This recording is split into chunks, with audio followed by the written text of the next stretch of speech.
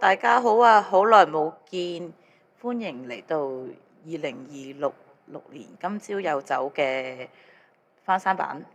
係啦，我回歸啦。上次就做咗少少節目俾大家睇一睇，做個預告，同埋可能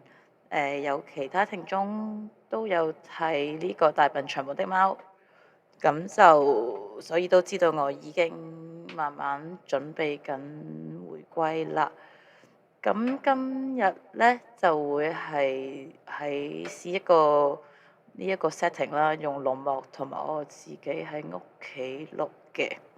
咁交代翻聲先啦，點解唔見咗咁耐？同埋因為其實我就特別上一份工啦，就貴人事忙，同埋份工壓力都幾大嘅，咁所以咧就甩咗啲節目啦。咁有啲人有時有啲嘢一甩嘅時候，就會停咗，就冇乜動力執翻起啦。同埋上一份工真係比較差，身體都差埋。咁不過唔驚，我已經轉咗新工啦，咁都做翻一個啱翻自己多啲啦，同埋中意多啲啦，同埋都好多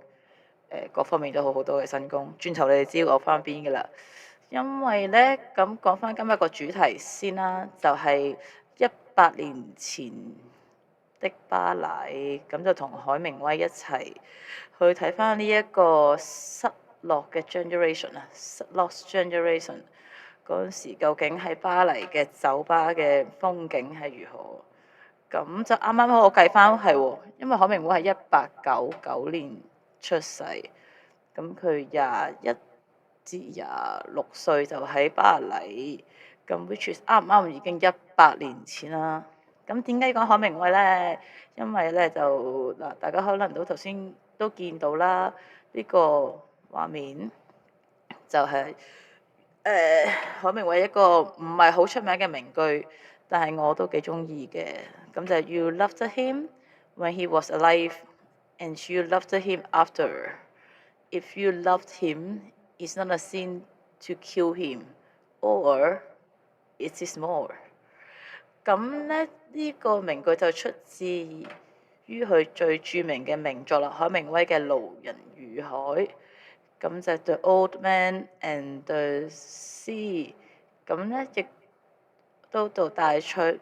埋點解我會講海明威啦，開翻啲書睇睇先啦。嗱，海明威其實本身咧就係一個好傳奇人物啦，佢個人生基本上佢走咗之後都好多人同佢寫佢關於佢嘅嘢啦，亦都非常傳奇啦。佢人都點樣講？你可以用跳掣嚟形容，其實亦都咁當然嗰個年代係 Roaring Twenty，咁亦都係一個大個佢就每個人都真性情啲啦，大愛大恨啦，每個人都好有故事性嘅精彩嘅一個年份嚟嘅。咁好啦，咁究竟點解無端端要講海明威呢？因為就其實我就本身諗緊今日翻嚟第一集節目做乜嘢好，咁就不如講下我自己啦，因為我翻嚟嘛。咁我而家喺邊呢？冇錯，我就喺中環翻去蘇豪區嘅 The Old Man 呢間酒吧。咁當然 The Old Man 亦都係就係 refer to The Old Man and the Sea 啦，亦都真係海明威主題嘅酒吧。咁咧，海明威人生故事咧就有好多唔同方面可以講嘅。咁今日就可能就會圍繞住佢人生嘅初期階段啦，講啲開心啲嘅啦，同埋呢啲精彩少嘅嘢啦。因為佢人生都有好多黑暗面，佢老婆都有4個唔計情人啦，咁朋友都多。咁我哋今日就會講下海明威人生比較早一段，佢啟蒙緊或者啱啱摸索同埋揾到建立佢自己個筆風同埋風格嘅一個年代，以及佢其他同佢一齊去蒲啦，一齊去鑽研呢個文學啊，有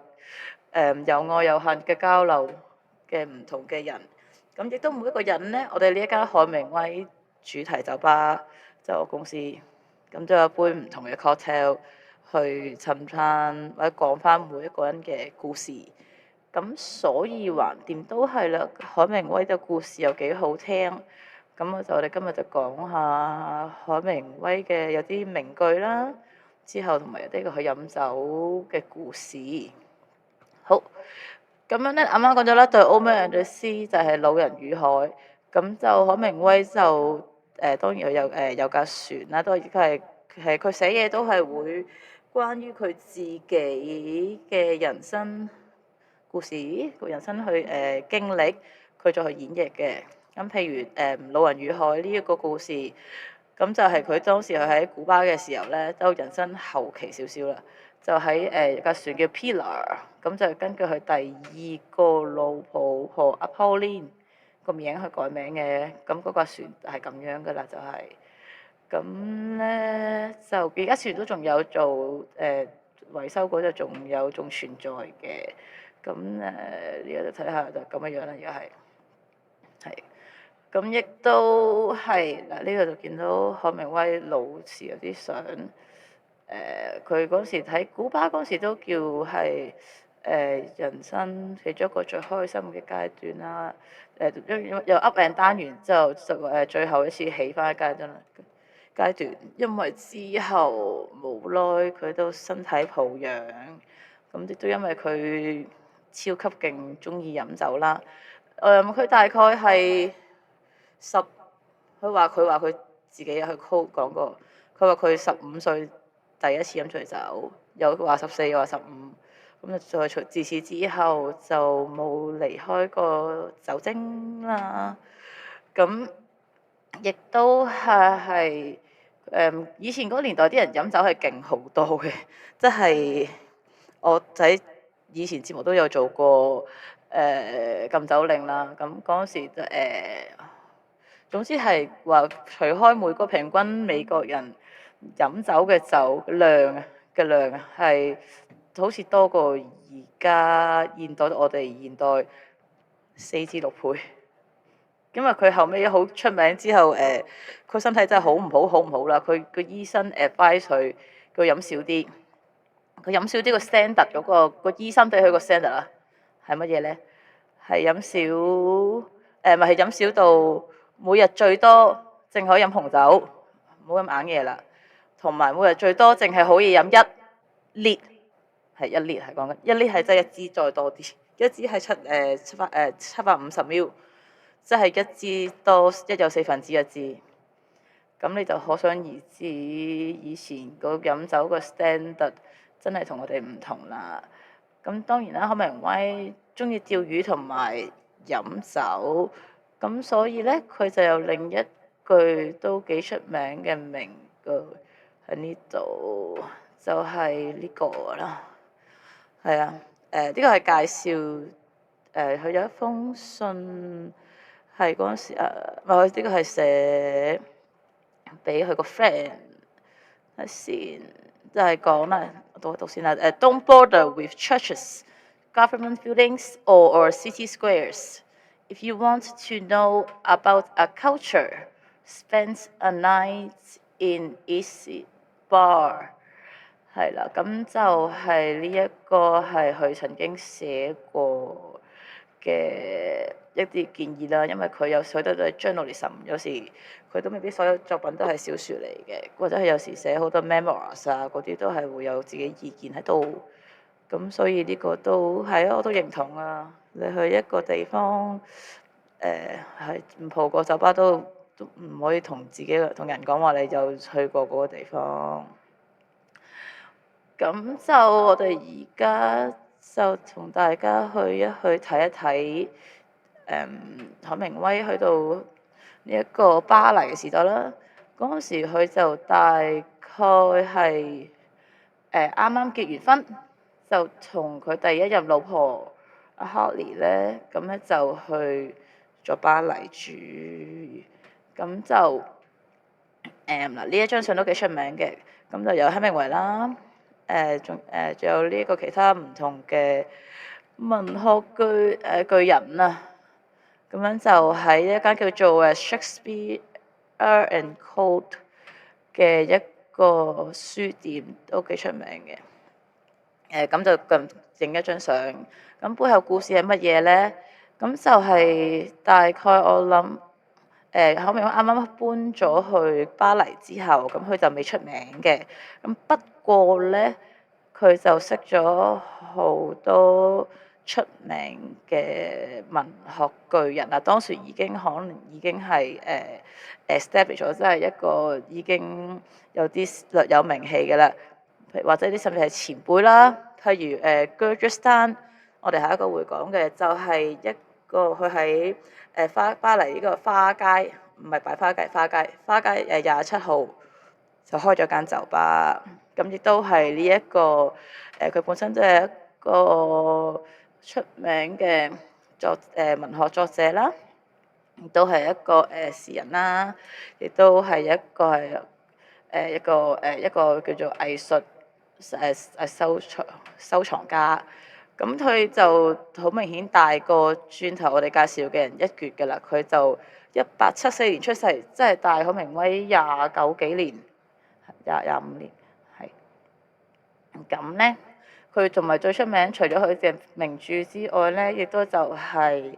佢為咗喺之後喺即係戰後好多唔同嘅作家啊，唔同嘅文學之後變咗文學嘅呢一個著名嘅文學巨人啊，都 set 咗一個 path 嘅，包括海明威，就係佢嗰時咧就係 George Sand 就係介紹海明威去睇藝術品啦，點樣欣賞作品啦，點樣用佢自己方法去傳譯啦，甚至咧就影響埋海明威之後成立佢自己嘅寫作風格。例如佢海明威係簡潔啦，最簡單，同埋呢個 minimalism 啦，咁亦都同海明威都建立咗一個深厚得嚟，而有啲矛盾，或者之後有分歧嘅一個關係。咁咧就所以嗱，譬如 Lost Generation 呢個字咧，就係 George Sand 佢發明先咧 coin 啦，發明先。咁之後其實海明威咧去到好後期寫《Sun Also Rises》嘅時候咧，呢本書都係有再用呢個字，令到呢個字就更加變咗普及啦，同埋多人用啦。咁就係形容佢打完仗喺戰後經歷過呢個年代嘅年輕人，包括海明威，咁都係 They are all lost generation。咁的而且確係嘅，一戰係一個都幾殘忍同埋幾血淋淋嘅戰爭嚟嘅，係同埋最緊要咧，係都係嗰句啦，就係啦。George Sand 咧就係因為佢有間酒吧，佢自己開嗰叫 saloon 啦嗰陣時，咁就聚晒好多轉頭海明威唔會識啊，喺度打躉啊、傾偈啊嘅唔同嘅作家啦、藝術家啦。咁譬如最出名有畢加索啦，畢加索就近同Sand近啲，不過我哋都亦都係全部喺嗰度做熟客啊，做朋友啦。就譬如最撞到邊個咧？撞到大詩人啦 Edward Pounds 啦，轉頭會講啦。仲有呢一個Scott Fitzgerald 即係費茲傑羅啊，即係寫 Great Gatsby 嗰個。呢個就又係老死家兄弟，但係又老死不相往來，直到老死，真係。最後 James Joyce 都係一個小前輩，一個前輩。係啦，咁就我哋睇睇啦。咁啊，第一杯 cocktail 介紹翻啦。咁究竟香港 The Old Man 呢一間酒吧，咁話晒咧，The Old Man 都係我哋都係有攞過 Asia 50 Best 啦，同埋有攞個 World 50 Best 嘅酒吧，咁已經係講緊係啱啱疫情前嘅事，疫情後都有攞，疫情之後嗰年即係仲有搞嗰時仲有攞嘅。咁而家都 Tatler 又俾啦，排緊翻上去啦，同埋都依然都係有轉 menu，同埋都唔好諗，即係開咗9年啦，都幾忙。咁今次就係啱啱好，我哋12杯新嘅 cocktail 就係講海明威同唔同人嘅故事，所以咧咁就啱啱講完阿 Stein 啦，咁呢杯 cocktail 咧叫做 Foe，咁就係代表海明威同埋 Stein 嘅關係。咁點解 Foe 話會應該話係敵人咧？咁因為其實雖然佢哋即係海明威細個嘅時候咧，就係佢一個佢嘅前輩啦、人生導師啦、啟蒙啦，甚至可以話。咁但係始終後尾就係 Stein 亦都佢係一個lesbian 嚟嘅，跟住海明威雖然對呢啲方面有啲意見，不過佢依然都好尊重佢。咁但係其實之後最大問題就係海明威覺得佢有啲霸道 domineering 啦，同埋佢覺得人大咗之後想揈甩佢，其實海明威個人啲衰嘅，發覺。我轉頭再講我點解，跟住就佢甚至佢喺譬如或者佢譬如同佢一齊，海明威同佢寫過一本書啦，叫做《Making of Americans》嘅時候咧，幫完佢之後寫完之後咧，跟住有彈啦，跟住同埋我諗一路以嚟都可能係佢覺得 Stein 影響得佢太多，佢又走唔甩，咁所以其實就佢離開咗巴黎之後都少揾佢噶啦。咁亦都喺佢個memoir，即係佢個回憶錄入邊咧，呢個 Unmovable Feast 咧，咁其實都係對佢嗰個人個意見係有啲彈嘅，就話佢有啲自大，咁定係佢大，咁其實 Stein 係抵嘅，係冇你海明威咁型，咁但係的而且確佢係為咗其他寫作大師都係 set 咗一個好好嘅 playground 俾佢哋去喺巴黎度繼續過啲好啲自由啲人生。因為如果你喺美國死硬，美國啱啱大蕭條嗰期，咁就Stein 就1946年就拜拜㗎啦。咁就 which is 都係其實等唔係過咗海明威冇揾佢之後20年，係啦，咁就離開咗啦。好，呢杯 Foe 咧，咁就係嗰水杯嘢飲，就係會有啲smoky，佢似一個 clear 嘅 Bloody Mary 嘅，咁就佢有啲 smoky 啦，有啲 spicy 啦，咁就我哋自己浸咗一個煙燻過嘅 tomato water，然之後呢粒波咧就唔係番茄仔嚟嘅，呢個係 plum 扮番茄仔。咁就落去咧，就係都係有啲辣啦，有啲煙燻味啦，有啲酸啦，有啲鹹啦。咁係一杯嗱，而且卡達文 zero 去 balance 翻少少，咁杯嘢會重口味啲嘅。咁就係同埋 tequila base，咁就形容用 Foe 嚟形容翻啲佢哋嘅關係啦。好，下一個啱啱提過啦 Erasmus Pans，咁就係當代大詩人啦。都係佢海明威嘅一個前輩，咁就係因為佢哋嗰陣時就係透過Sherwood Anderson 識嘅，咁就佢都係同 Stein 有啲似，咁就係都係海明威一個前輩加師傅，咁但係亦都再深啲嘅。因為就佢直情直情指點海明威點樣寫嘢啊，咁甚至做嘢上面係點樣啊，亦都會幫佢好多介紹唔同嘅出版商啊、networking 啊，咁俾佢嘅。咁佢兩個就寫嘅似啲嘅，咁但係點解會嘈？咁做緊係又係同佢嘈交，我發現。係啦，咁 Eric Pance 咧就其實後尾就係政見不合啊，因為海明威就係點講咧？海明威後尾就去巴黎之後，佢再又去睇西班牙內戰啦，跟住同埋對呢個內戰同埋戰爭嘅意見都非常之南轅北轍。咁所以其實即使佢冇離開巴黎之後，咁但係就通訊直到都係嘈政治交，冇錯。咁 anyway 呢個就好啲，咁佢就佢哋冇再揾都好啦。咁其實就算去埋二戰後啦，打埋二戰後都好啦。呢一個海明威對 Pance 嘅著作啊，或者對佢嘅評價，或者佢自己寫佢啊，都依然係有 respect 嘅。咁特別就不過佢哋就叫做相處不耐啦。咁但係一個係一個好好嘅交手，特別佢寫嘢都係一樣，都係 modernist，都係即係呢個現代主義同埋呢個簡單主義都係呢一個 Pance 幫佢建立嘅嘢。咁咧，咁係咩 cocktail 咧？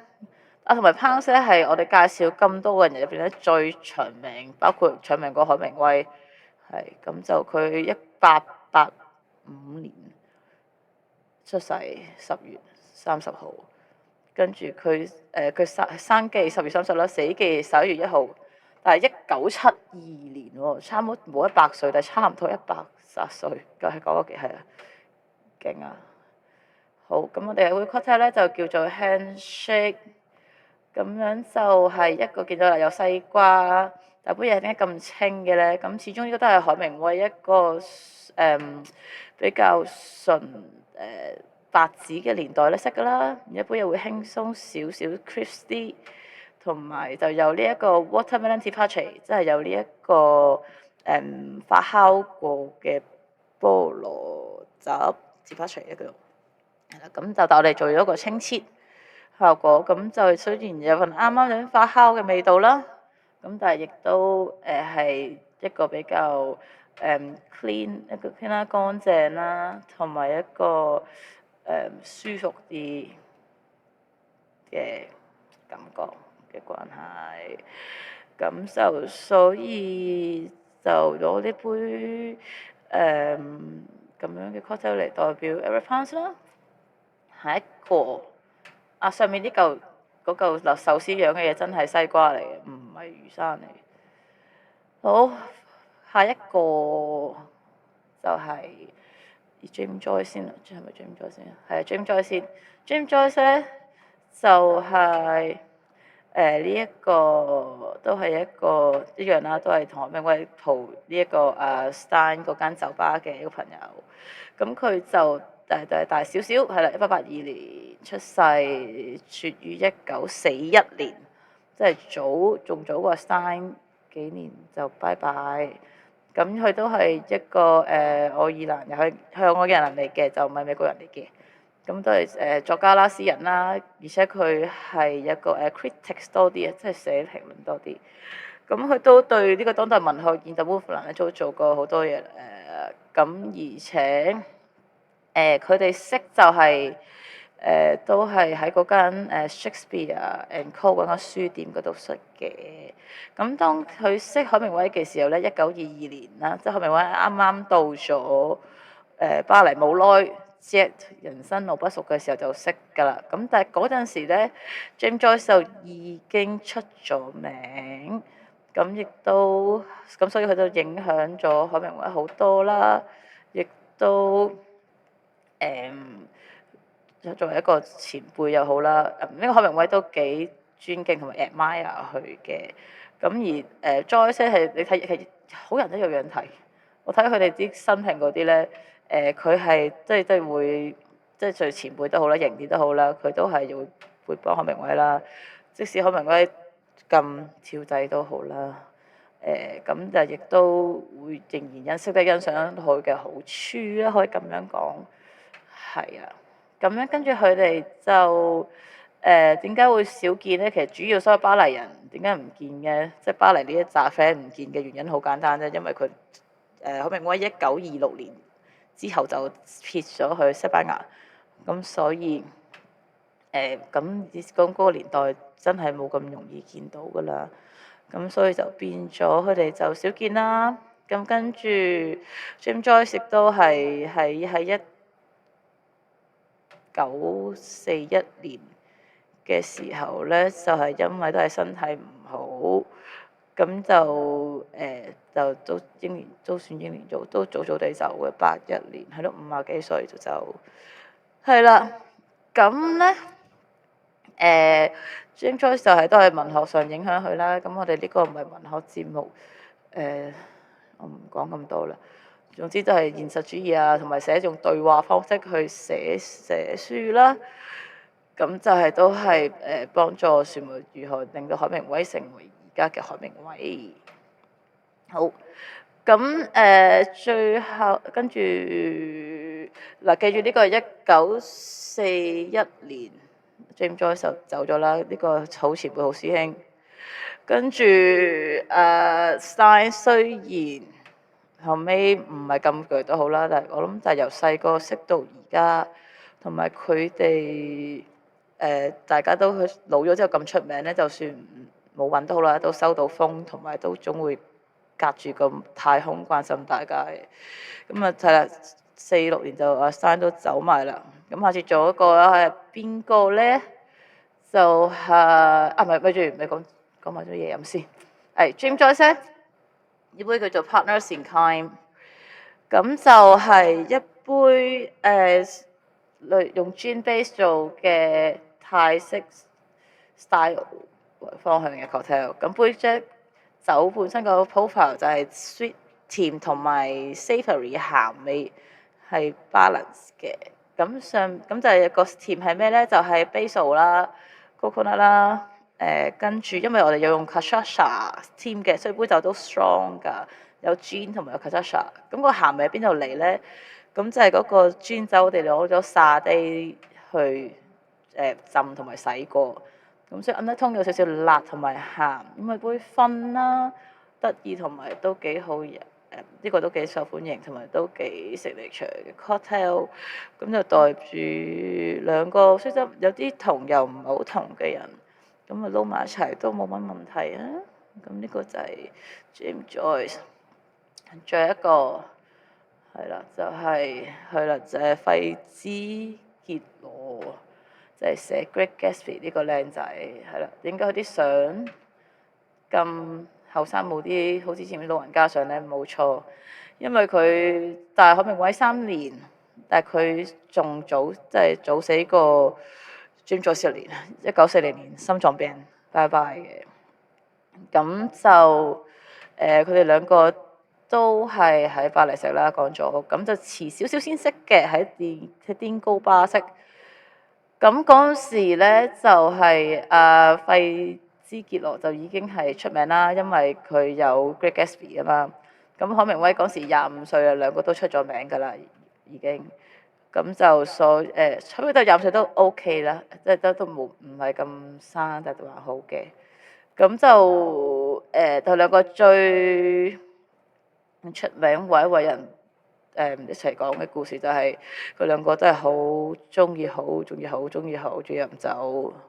咁阿 Stein 特別 Stein 就飲得好勁嘅。但係咁嗰時嘅海明威咧，嗱，我哋話海明威之後飲酒就都係飲到太多啦，或者飲到對身體唔好啦。咁但係 Stein 咧喺嗰時就仲會俾海明威去挑戰，或者佢judge 佢飲得太勁，我覺得同埋佢同佢老婆唔 friend，就因為覺得佢老婆同佢飲酒一樣，都係阻住呢一個阿費茲傑羅嘅事業啦，阻住佢去創作啦。咁同樣佢老婆都唔中意佢嘅，覺得佢多鳩事啦，個老公係佢噶嘛。咁啊，anyway，咁但係佢哋寫嘢咧就唔係好同風格嘅。咁不過兩個就可能即同期啦，年紀差唔多，但係咁海明威又追緊上嚟，咁所以就佢兩個都係可以話係都係一個好兄弟得嚟，有好多矛盾啦。兩個當然有啲稜角，係啦，兩個又就係出地名，又係藝術家。咁就仲係佢兩個係啲一粒一突嘅，你睇個樣都知啦。嗱，呢條友咁嘅樣，要同佢做 friend 喎，要同佢啲後生用呢個係睇住同佢做 friend。唔係冇可能嘅，但係一定唔係相似嘅關係啦，係一粒一突嘅關係啦。咁當然啦，又係因為海明威飛啦，咁直到就佢就少咗揾啦，跟住嗰陣時費茲傑羅就開始有啲情緒同埋financial 問題嘅，咁因為荷里活嗰邊啦，嗰啲其他嘢，咁海明威佢走其實冇啦10幾年就知道佢就釘咗，咁但係佢喺個 memory 入邊都好啦，即係縱使佢哋咁多摩擦啦相處嘅時候。咁但係喺佢最後佢嗰個回憶錄咧，都依然都係基本上就有啲遺憾添嘅，覺得添佢哋咁樣就走咗，以後唔再見。咁就最後啦，佢呢個就叫做 Lost Brother，就係呢一個代表費茲傑羅嘅 cocktail。咁上面嗰個啦，就係棉花糖，但係用咗味噌去做調味，所以粒棉花糖咬落去咧，係有甜啦，同埋有 umami 啦，燒一燒有少少燶燶地嘅味，有 bitter sweet 啦。杯 cocktail 咧就類似 whisky soda 嘅，咁但有啲加我叫我 on steroid 啊，即係我話打咗類固醇，我覺得係，因為佢就有除咗普通 whisky soda 之外咧，佢就有 extra 嘅湯加邊同埋 coconut barley，咁就有啲 nutty 嘅味啦。跟住佢有 angelical，即係鬼佬當歸。咁呢一類 earthy 啲再苦啲嘅藥材味嘅喺個 under 通道，然後就有少少 grapefruit 西柚去有酸去 balance 翻，咁但係都 at the end 都係要有啲苦，咁又埋湯加邊有啲甜，咁所以呢個係甜啦、苦啦、strong 啦嘅一杯 cocktail 嚟嘅。係啦，就係咁，所以咧，其實海明威都幾慘。你諗一諗，數翻佢哋成扎佢啲 friend，係咯，識嗰啲全部無端喺1940幾年嗰時全部 ham 晒，仲有幾打佢？佢老豆老母唔係，佢老豆都係差唔多嗰期我記得係。跟住咁當然呢一個巴黎呢個小片段啦，係雖然時間唔多，但係都多人講，因為一嚟咧就都出名嘅人存在啦，而且都係的而且確係成就咗海明威之後，為咗佢人生創作做奠基啦，亦都有好多景點，大家去過巴黎嘅時候可以依然喺度可以參觀啦。咁就我都有，諗下諗下係喎，佢21歲去巴黎，我都係21歲去過巴黎，不過我都係去咗幾個月啫。係啦，咁就係咯，咁就同大家都係講識多次 hi，就係因為我就翻嚟啦，咁就用翻自己間公司做主題啦。咁有啲有趣嘅，仲有一個海明威嘅 quote 啊，呢個寫一封信嚟嘅。呢個都講緊佢嗰時佢都唔係後生㗎，佢嗰時係有寫喺呢個睇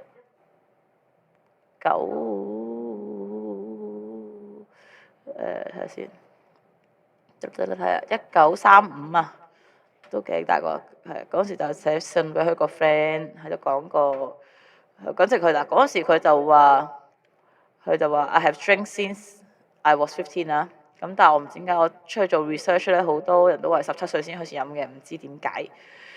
係啦，咁 anyway，and few things have me most pleasure，佢就話啦，當你做嘢辛苦咗成日，你個用腦用得咁多，但係你屌你聽日仲要翻工喎，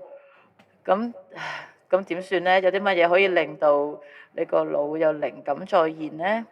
咁當然就係冇嘢好得過為時己啦，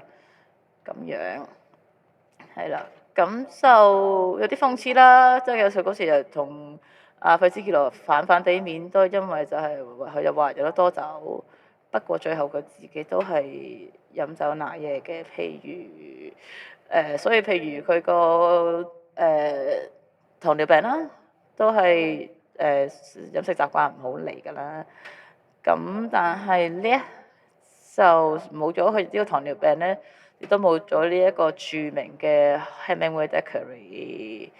咁 Hemingway Daiquiri 咧就係一杯，因為有個調酒師喺古巴為咗佢設計一杯冇糖嘅 Daiquiri。其實嚴格嚟講唔係冇嘅，不過好少糖啦，係啦，所以特別去到而家年代都越嚟越興，因為而家都興唔飲糖㗎嘛。Karen 都唔止嘅，大家都要注重健康啲，同埋而家都輕手啲。其實我哋整 cocktail 係啦，咁就當然佢亦都有啲再黐線啲嘅 cocktail 喜好。呢個可能我下一次翻去嘅翻嚟嘅時，可能我做下海明威中意飲啲乜嘢 cocktail 啦，係啦，咁就我發現唔緊要啦，我睇下轉頭補下啲相，同埋呢一個係咯，大家得閒就中意就俾個 like 啦、留言啦、掛住我嘅同我 say 個 hi 啦，我都好耐冇翻嚟啦。同埋做個預告先，做多一集之後，如無意外，今日9號，我可能唔係，可能下集就係咁就會去呢一個一年一度嘅香港 World Class 柔道啦。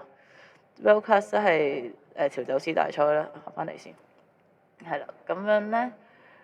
樣咧就應該係嚟緊下個禮拜，我會去有呢一個總決賽同埋頒獎典禮，咁就喺永利皇宮度搞啊。咁啊係啦，因為我有 invitation，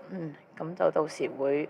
拍啲嘢俾大家睇啦。係啊，直播就未必開，但係就可能會睇下啲花絮啊，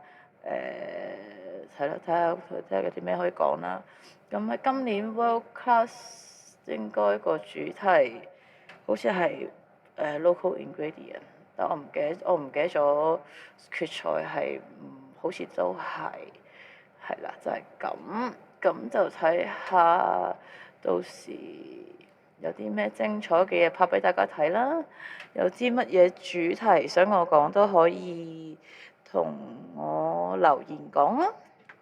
而且咧，就係我記得嘅，我知我仲有啲故事未講完嘅，譬如嗰個史泰林個酒窖，係我研究緊，睇下可冇，唔係我研究睇下點樣可以。而家我有喺屋企咁樣拍，我睇下有冇啲好講啲唔同嘅方式去同大家講埋呢半集故事啦，因為咁樣做可能會容易啲。係啦，咁就係咁，好啦，今集係咁多先，